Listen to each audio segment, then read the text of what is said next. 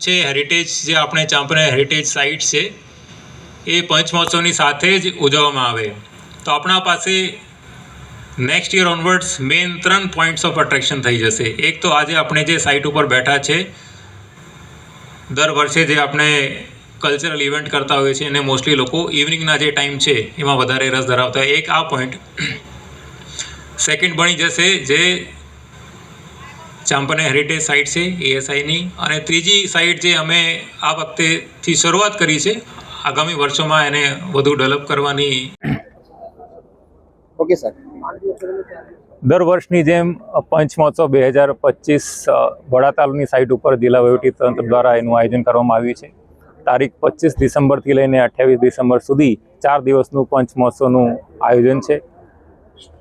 4 દિવસે સાંજે cultural programme જે છે એનું પણ અમે આયોજન કર્યું છે. પહેલા દિવસે પાર્થિવ ગોહિલ, બીજા દિવસે ઓસમાન મીર, ત્રીજા દિવસે સાગરદાન ગઢવી અને ચોથા દિવસે કિંજલ દવે ઇવનિંગમાં જે પરફોર્મન્સ છે એ કરવા માટે આવશે. એની સાથે સાથે ચોથા દિવસે ખાસ ગવર્મેન્ટ ઓફ ઇન્ડિયાની ટીમ સાથે અમે ચાંપરા હેરિટેજ ફેસ્ટિવલનું પણ આ વખતે આયોજન કર્યું છે. સો આ પંચમહોત્સવમાં પંચમહાલ અને આજુબાજુના તમામ જિલ્લાના નાગરિકો મોટી સંખ્યામાં પધારે.